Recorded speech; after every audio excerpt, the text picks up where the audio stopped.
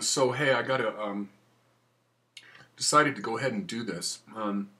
This is kind of not where my consciousness is right now, but um, this particular guy I consider kind of just a nuisance. It just gets tiring of seeing this guy. Of course, I'm talking about durian riders. So, anyways, I'm not mentioning in print on this blog anywhere the word durian rider, because I don't want any of those freaks in a search to come here, although it may give me the opportunity to have them come here and to allow me to block every one of them so I don't have to deal with them anymore, because they don't come around me anymore. And the only reason I'm calling him out is because he created sort of a lot of personal havoc in my life. In 2010, particularly the period I was talking about earlier, was when I broke my own veganism. The video is called Eating Chicken Tartar with Truth Calkins. It's the first time I ate meat in, I was 46. I was 46 then, and basically, I'm not into the the internet world. I don't do Facebook. I don't do I don't do any of the social network sites. I'm like, and I myself, I kind of question why people spend so much time on the internet. But so the point is, it's just the high volume of activity this guy has all over the internet with getting up people's ass and like crazy. And so the specific thing I'm talking about is on 30 bananas a day, and I don't monitor that. Like, one of my subscribers said to me, I think you should know what they're talking about you over there, and gave me a link, and I went over there, and it was just like, it was hurtful. The basic post was made by durian rider Harley, whatever the F his name is, saying meth addict gives advice to vegans. Now, mind you, it's kind of funny because it's like I had been a vegan for almost a raw vegan for almost 25 years. Would have been another 2 months for me to have been a raw vegan, and Truth Calkins broke that. Not forcefully or anything.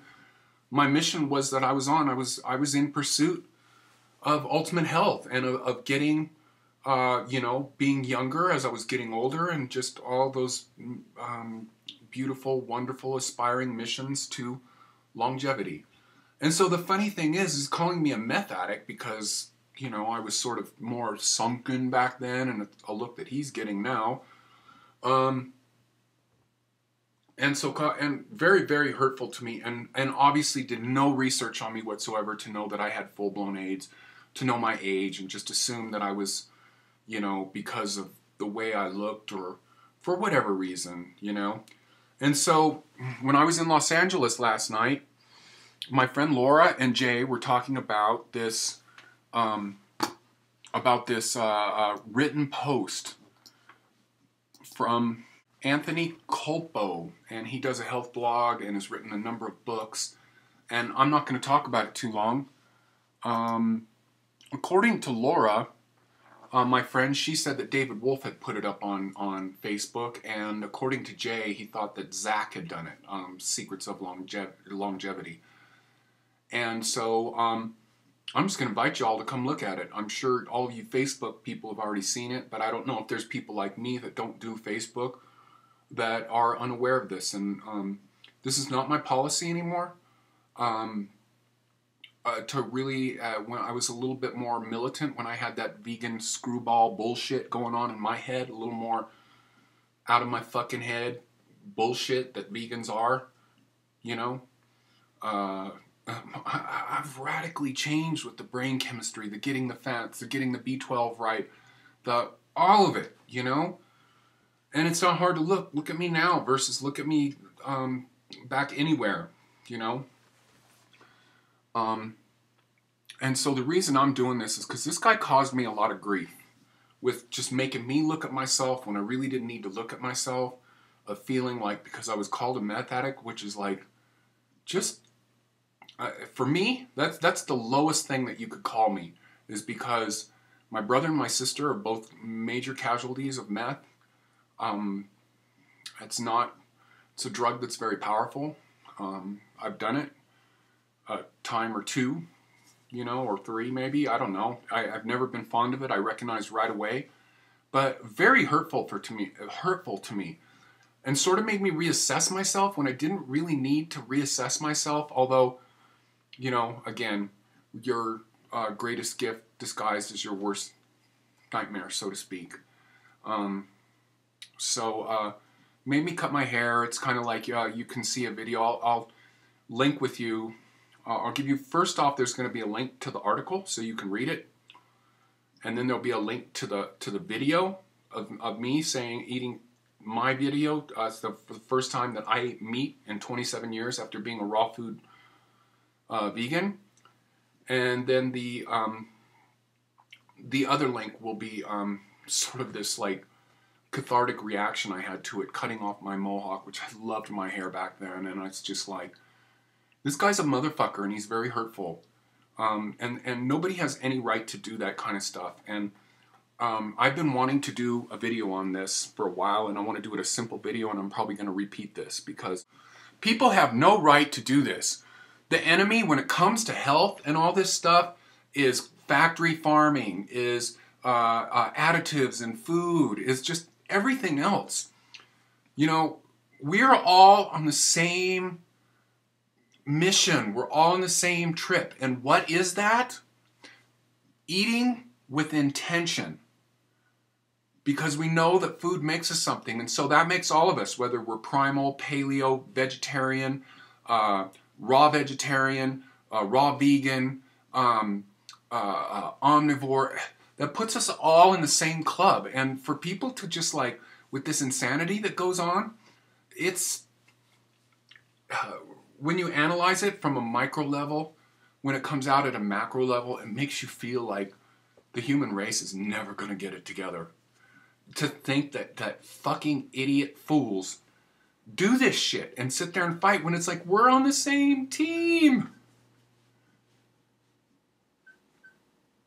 So anyways, I just had to like pass this around, and because it's only been up since January 2nd apparently. And like I said, when I was down in LA, this was brought to my awareness because a couple of my friends down there in the Jing Master tribe are aware that Harley's given me a bunch of shit. So it does appear that I can't fucking stop talking because this was supposed to be a 2-minute video. So anyways, I'll get out of here before it's 10 minutes. Bye. Anyways, of course, I'm going to keep the music coming. That's what you should know me for. That's what I'm all about, really. If you wonder why I'm like so into this, anybody that's been with me for a long time, it's all about the creativity. It's all about the music. Music is my master. And I've had a love affair with music all my life. And it's a deep, deep, deep, deep love affair, probably more than I've had with any human being. And so, in saying that, I just want to... the track is going to be by Genesis, from my boy days, 13, 14 years old. I was 14 when this came out, blew me away.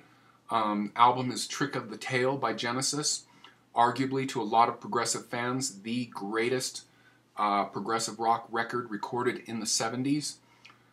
Song is Squonk, first track up on the album. And I'm just like all old Genesis fans. I detest anything by Genesis. Not really, but it's a problem for me. The music that people associate with Genesis now, which is the post-MTV crap. And I guess if that music was anybody else, it would be okay, and it is okay, but the fact that it's made from the band that was Genesis in the 70s is not okay with me. So, interestingly enough, just for your musical trivia, knowledge and awareness of musical history, musicology, Peter Gabriel was originally the lead singer of Genesis. Phil Collins played drums in Genesis, and which he continued doing on studio albums and occasionally live. They would do when they played live, they would do they hired a guy to play drums, and well, Phil sang. And when Phil didn't have vocal parts, because Genesis had extended instrumental parts, they would have two drummers and keep a it was a very dynamic live. I saw Genesis just like I did Yes in the 70s. I followed them all around, and they were by far the best live band in the 70s, hands down. In terms of tightness, the only band that compared to them was Rush. But Yes at this time was a highly loved band as well, and by a lot of people of the same genre, sort of like Yes more. But Yes wasn't quite as tight live as Genesis. And anyways, so song is by Genesis, Squonk from the album Trick of the Tail.